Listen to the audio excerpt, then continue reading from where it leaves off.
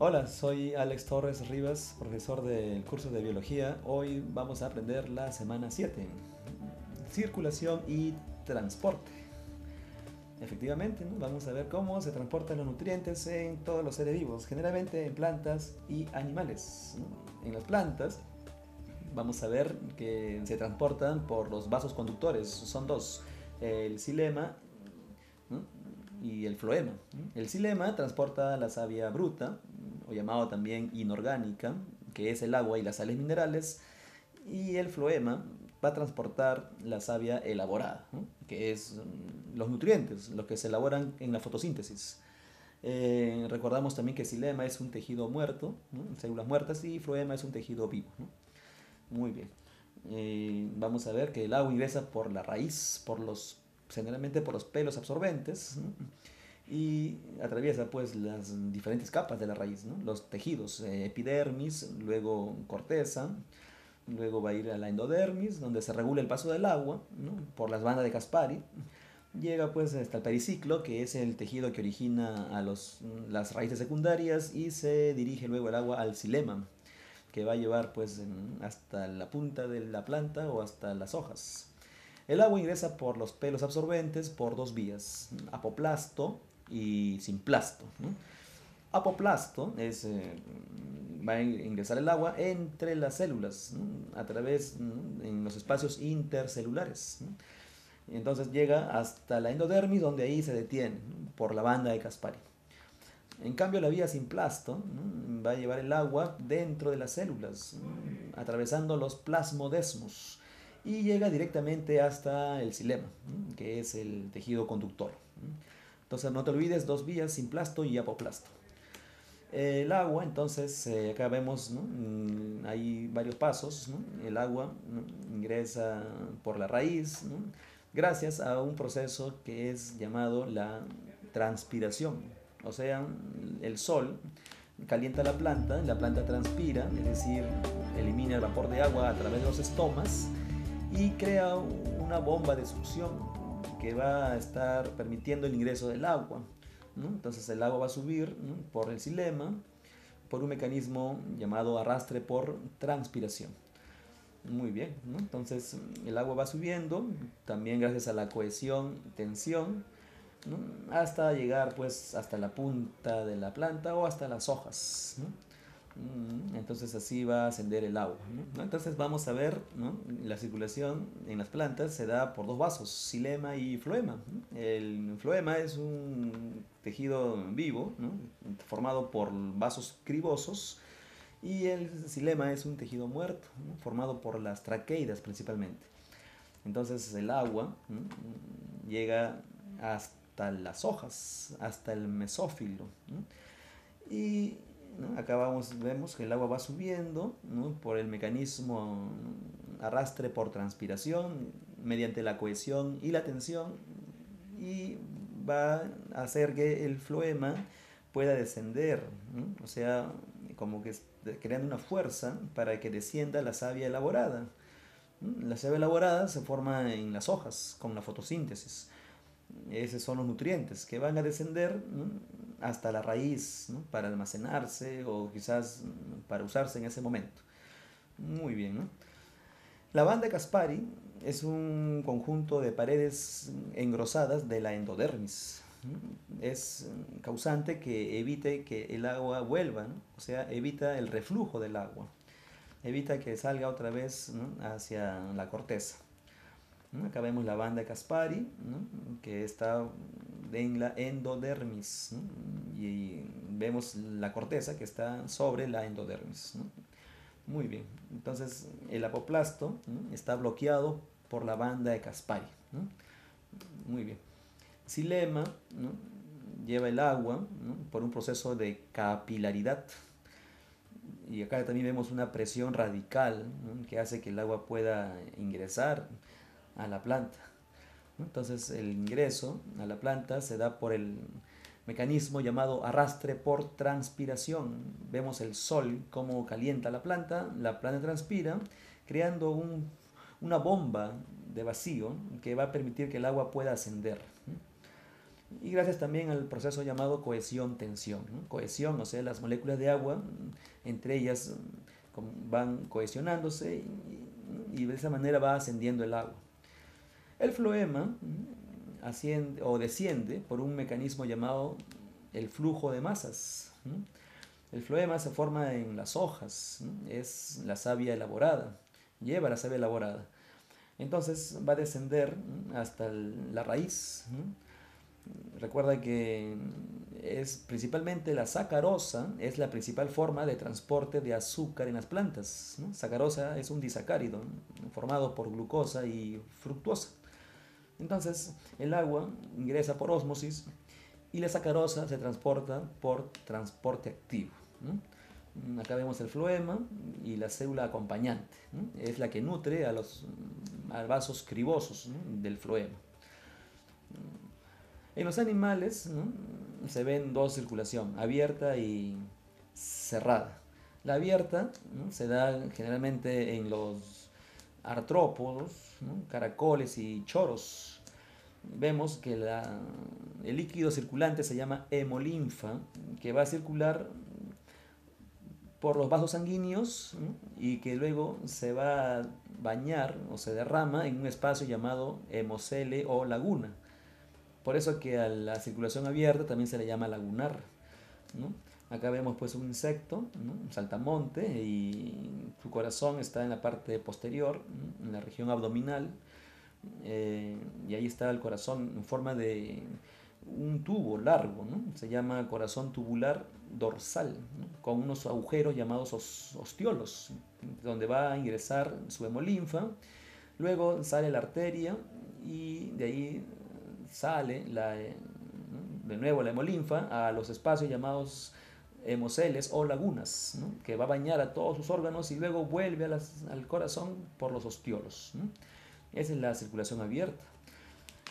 En cambio, la circulación cerrada, ¿no? Hay presencia de capilares, cosa que no hay en la circulación abierta, y el líquido circulante es sangre, mientras que en la abierta es hemolinfa, acá es sangre, ¿no? Lo presentan pues los pulpos, calamares, o sea, los cefalópodos, ¿no? Anélidos como la lombriz de tierra, equinodermos con estrella, erizo, el pepino de mar, etc. Y los cordados son los vertebrados, ¿no? Acá vemos la circulación cerrada, ¿no? El corazón, ¿no? Bombea la sangre y llega, pues, ¿no? Sale por las arterias, llega, ¿no? Hasta todos los capilares, luego de ahí la sangre vuelve al corazón, ¿no? Por las venas, y de nuevo sale por las arterias, los capilares y entra por la... O sea, es un circuito cerrado, ¿no? La circulación cerrada. Muy bien, ¿no? Vemos el lombriz de tierra, tiene sus corazones, ¿no? En forma de anillos, ¿no? Corazones auxiliares y bueno, un corazón dorsal y un corazón ventral, ¿no? Muy bien, los anélidos, ¿no? En los cordados, o sea, los vertebrados, hay circulación simple y doble, y también la circulación completa e incompleta. La simple es completa, simple, ¿no? Porque la sangre corre por un solo circuito. Vemos aquí la circulación simple, ¿no? Donde pasa un solo tipo de sangre por el corazón, solo sangre venosa. Y es completa porque no hay mezcla de sangre. Se presenta en los peces. Doble e incompleta, la sangre corre por dos circuitos, o sea, por la sangre pasa dos tipos de sangre venosa y sangre arterial. E incompleta porque hay mezcla de sangre, ¿no? En el ventrículo del corazón, ¿no? Lo presentan pues los anfibios y los reptiles como la tortuga, ¿no? Doble y completa es porque, de nuevo, ¿no? Por el corazón pasan dos tipos de sangre, ya sabemos, pero no hay mezcla de sangre, porque el corazón está separado por un tabique.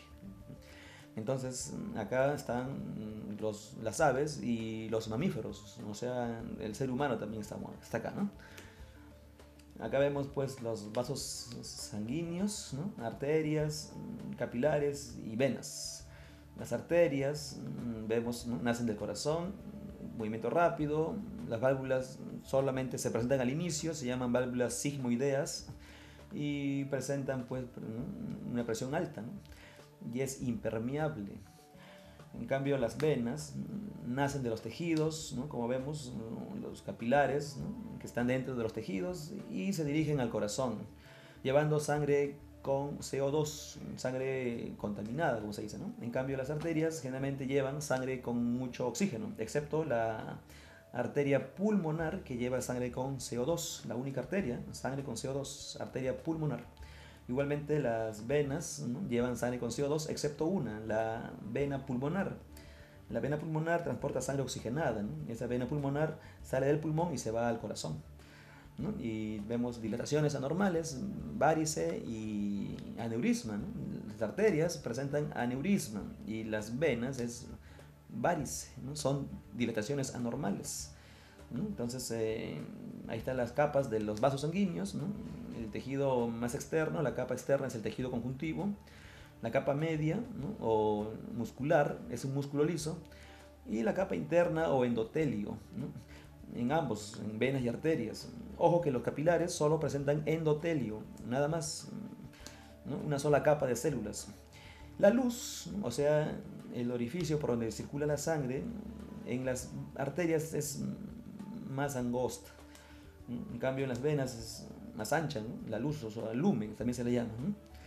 Ahí está, ¿no? Entonces, vemos el corazón humano, ¿no? Ahí está la aurícula derecha, la aurícula izquierda, ¿no? Recuerda, las aurículas están arriba, en la parte superior del corazón, y reciben sangre, ¿no? Reciben sangre del cuerpo o de los pulmones.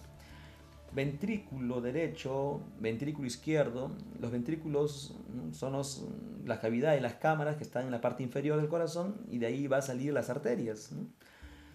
Claro, acá está la vena cava superior, trae sangre del cerebro, llega al corazón hacia la aurícula derecha.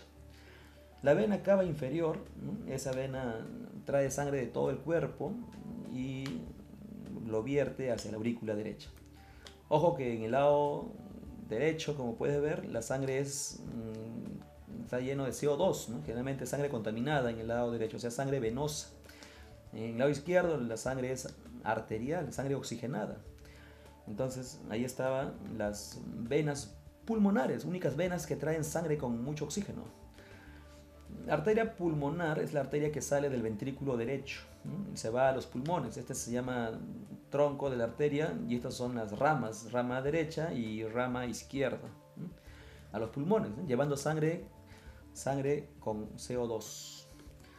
La arteria aorta es la principal arteria del cuerpo, sale del ventrículo izquierdo y se va, pues, ¿no?, hacia arriba, luego hace un callado, o sea, una curvatura, bastón significa, ¿no?, callado, y se va, pues, después hacia abajo, ¿no?, a todo el cuerpo, ¿no?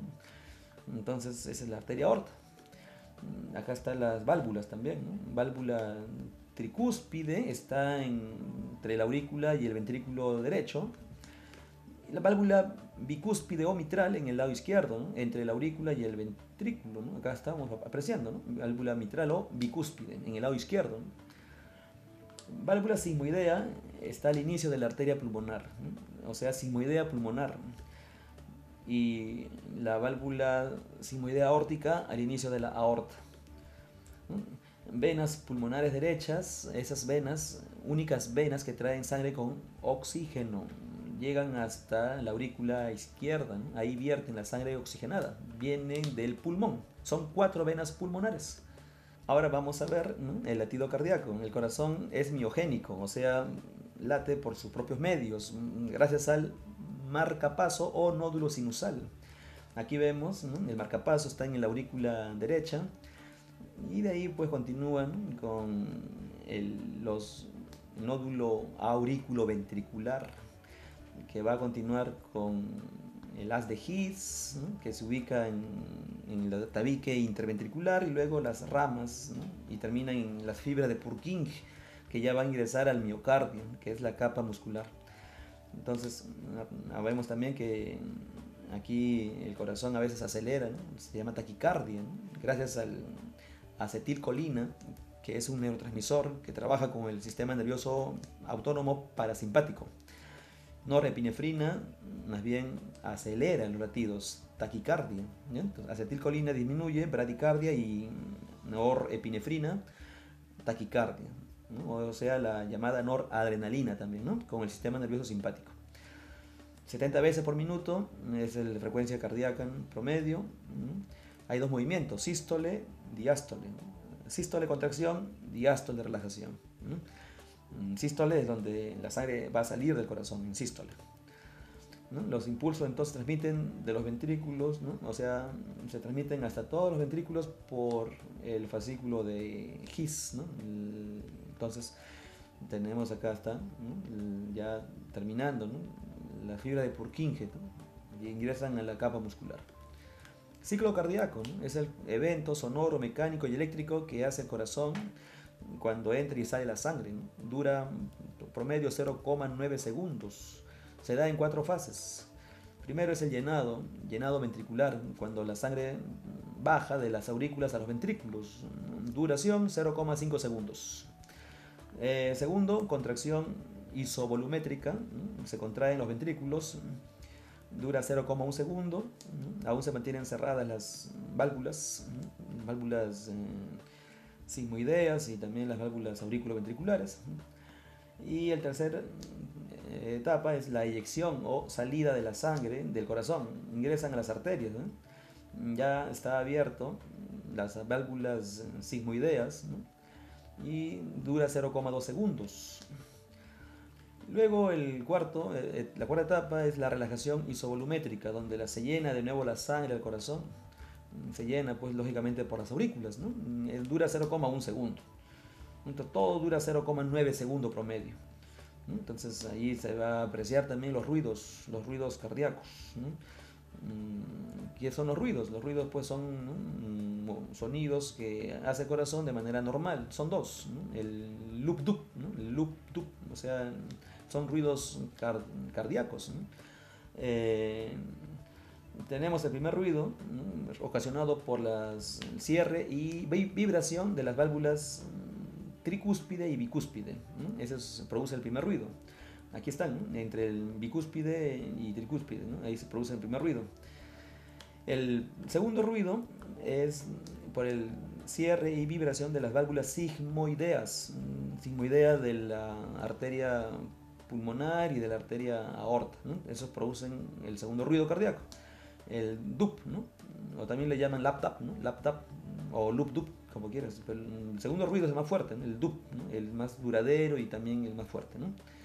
Muy bien, ¿no? Primer ruido, segundo ruido. Hay un tercer ruido que se escucha pues en personas delgadas y neonatos, que no es patológico. Otro ruido que sí es anormal es el soplo. Soplo cardíaco puede ser por un mal cierre de las válvulas auriculoventriculares, etcétera, ¿no? Entonces, hay dos ruidos son los comunes, ¿eh? Primero y segundo. El segundo es más fuerte. Presión arterial, ¿no? La presión arterial es la fuerza que ejerce la sangre en las arterias, ¿no? Determinadas áreas. Entonces, esa presión arterial normal mide 120/80. Entonces es la presión sistólica 120 y diastólica 80. Sistólica porque donde se contrae, ahí va a medir 120, ¿no? Y unidades, milímetros de mercurio. Muy bien, ¿no? Hay hipertensión, ¿no? Hay hipotensión también cuando es menor, ¿no? De lo normal. Ya entonces ahí está la presión arterial.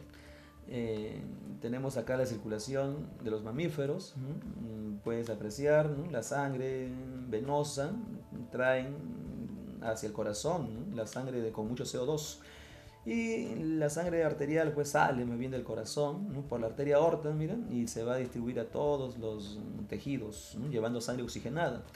No te olvides que las venas son convergentes, o sea, se unen, y las arterias son divergentes, o sea, se abren en su trayecto, ¿no? Y van llevando pues sangre oxigenada a todo el cuerpo. Funciones de la sangre. La sangre es un tejido conectivo especializado, ¿no? Que transporta, ¿no? Oxígeno, CO2, hormonas, nutrientes, defensa como anticuerpos, etc., ¿no? También producen el calor al cuerpo. Regulan el pH, el potencial de hidrogeniones, ¿no? La temperatura corporal, lógicamente que está controlada por el hipotálamo, pero mediante la sangre, ¿no? También regula el contenido líquido de la célula, o sea, la regulación osmótica. Protección por la sangre, ahí están los glóbulos blancos, los leucocitos, ¿no? Y también permite la coagulación sanguínea, ¿no? Muy bien. La coagulación se da mediante las plaquetas, que son fragmentos de una gran célula llamada la megacariocito, ¿no? Vemos los cuatro fases de la hemostasia, ¿no? O sea, la coagulación sanguínea. Se lesiona un vaso, ¿no? Y las plaquetas o los tejidos dañados liberan pues tromboplastina. Luego, ¿no? Con ayuda del calcio y vitamina K, la menadiona, ¿no? La tromboplastina convierte a la protrombina en trombina, ¿no? Ese es el segundo paso. El tercer paso, la trombina es una proteína, convierte al fibrinógeno en fibrina, ¿no? El fibrinógeno es soluble, la fibrina ya es insoluble, ¿no? Entonces, acá vemos pues, ¿no? Cómo se están aglomerando, ¿no? Los glóbulos rojos, las plaquetas, ¿no? Para que se forme el tapón plaquetario. La fibrina forma una red de hilos, ¿no? Donde ahí ya prácticamente va sellando la lesión del vaso sanguíneo, ¿no? Esto fue la hemostasia, o sea, la coagulación sanguínea.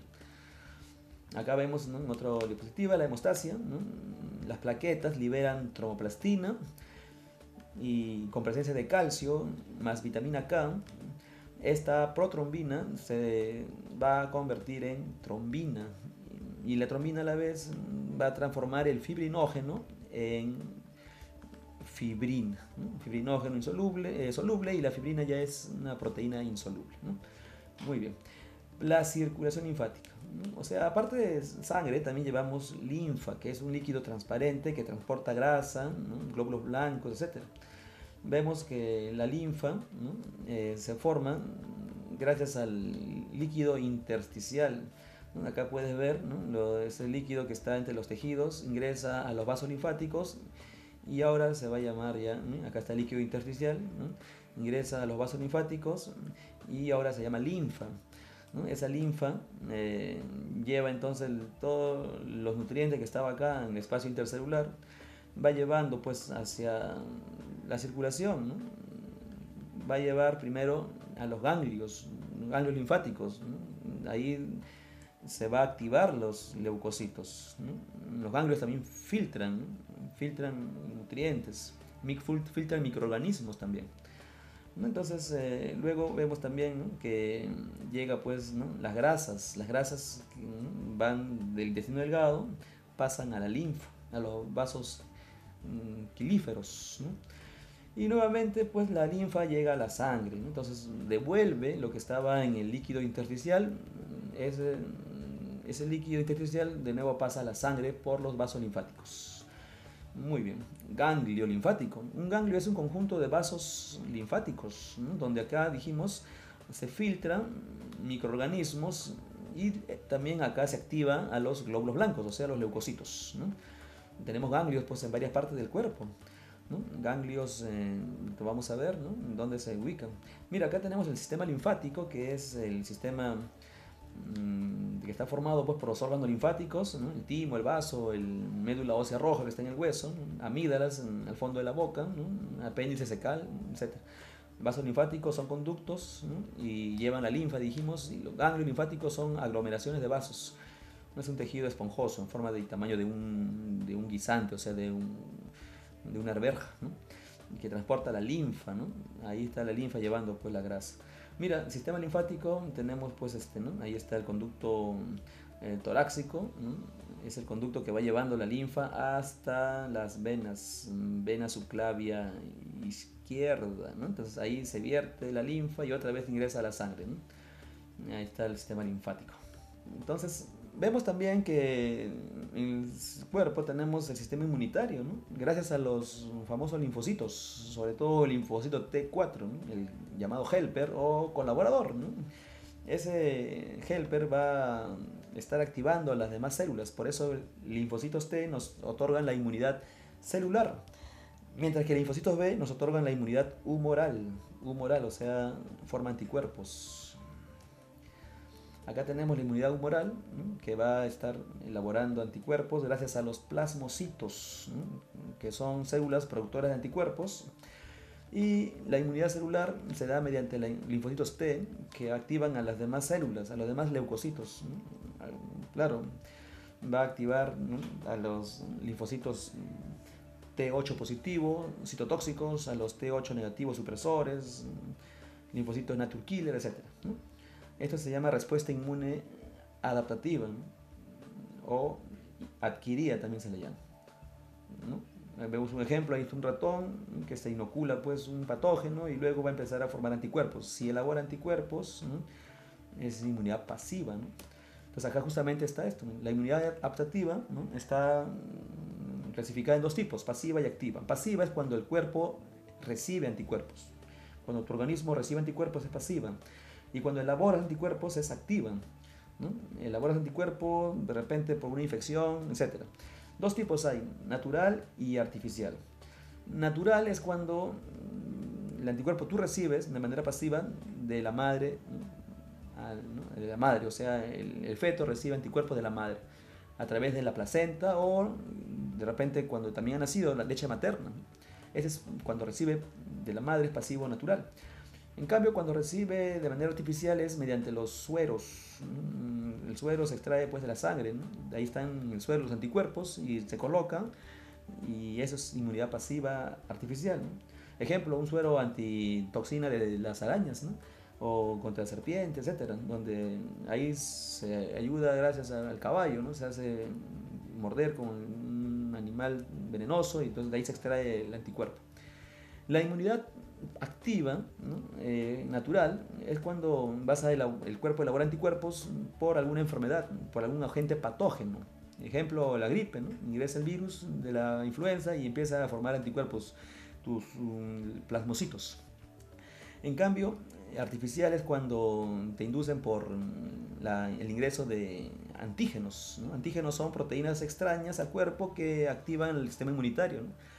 Entonces te inyectan vacuna contra la polio, por ejemplo, ¿no?, contra la TBC, contra la varicela, etcétera. Entonces ahí se están colocando antígenos y eso induce la formación de anticuerpos, ¿no? Muy bien, ¿no? Las vacunas entonces, ¿no?, es bueno para prevenir enfermedades. Y eso, entonces, vamos a ver, sistema excretor, ¿no? El sistema excretor es el sistema de la homeostasis, o sea, el equilibrio interno, ¿no? Es el desecho del exceso. En otras palabras, vamos a eliminar la orina, por ejemplo, el sudor, ¿no? El sistema excretor es desecho de desechos metabólicos de la célula, urea, amoníaco, ácido úrico, ¿no? En humanos es gracias a la orina, el sudor y las lágrimas. Claro, finalidad, mantener la homeostasis, o sea, equilibrio interno, ¿no? Y bueno, principales desechos vemos el CO2, el agua y nitrógeno, ¿no?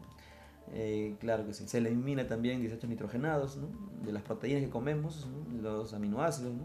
Ahí está botando ya la urea, ácido úrico, el amoníaco, que es una molécula tóxica para el humano, ¿no?, y se convierte en urea en el hígado, ¿no? Osmorregulación, o sea, el balance del agua, ¿no?, mediante las sales, ¿no?, los solutos.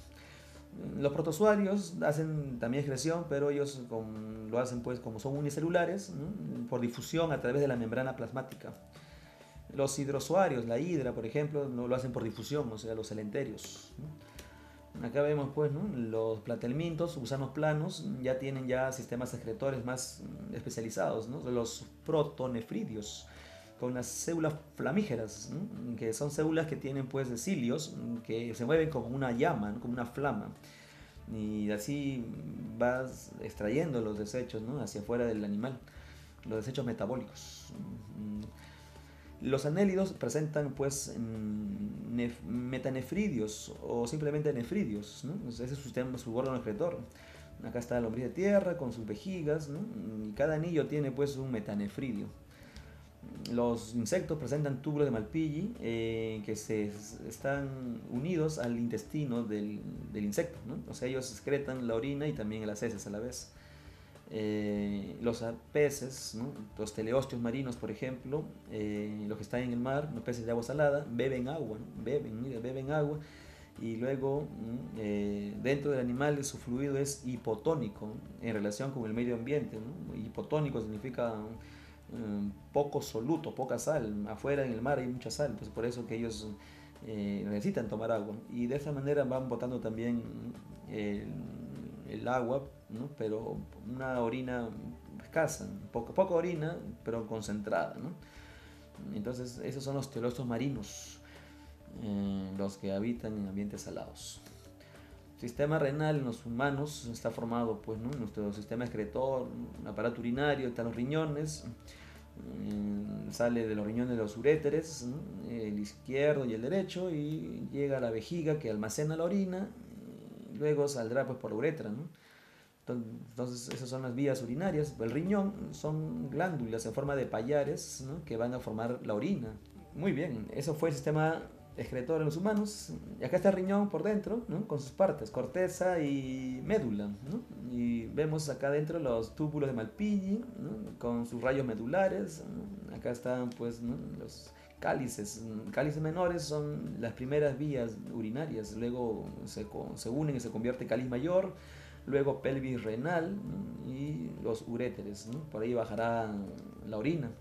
No te olvides, las columnas de Bertin están entre las pirámides de Malpighi, ¿no? Y esas pirámides de Malpighi están conteniendo pues a los rayos medulares, que no son otra cosa que los nefrones o nefronas, ¿no? Entonces un riñón está prácticamente presenta 1 millón de nefrones aproximadamente cada riñón, ¿no? Acá está un nefrón, ¿no? En este nefrón es donde se forma la orina, ¿no? En 3 pasos: filtración, reabsorción y secreción, ¿no?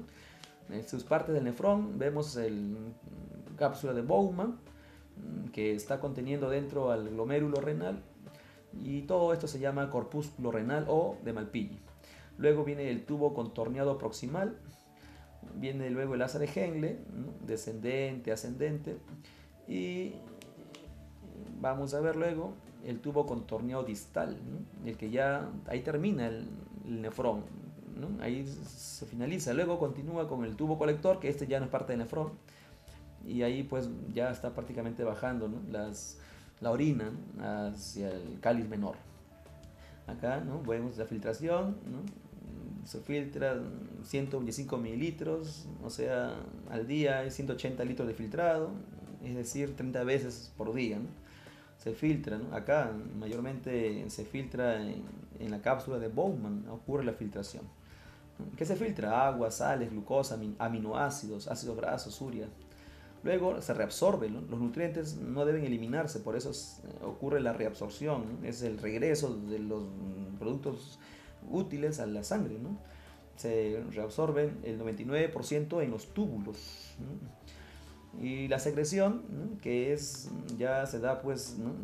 El paso de los desechos desde la sangre, ¿no? Hacia el filtrado, ¿no? Se da por transporte activo, ¿no? Se secreta pues ahí creatinina, ¿no? Que es un desecho de los músculos, ¿no? De proteína muscular, el ácido úrico, iones, etc., ¿no? Bueno, eso ha sido todo por hoy. No se olviden de comentar, darle me gusta y suscribirse. Gracias.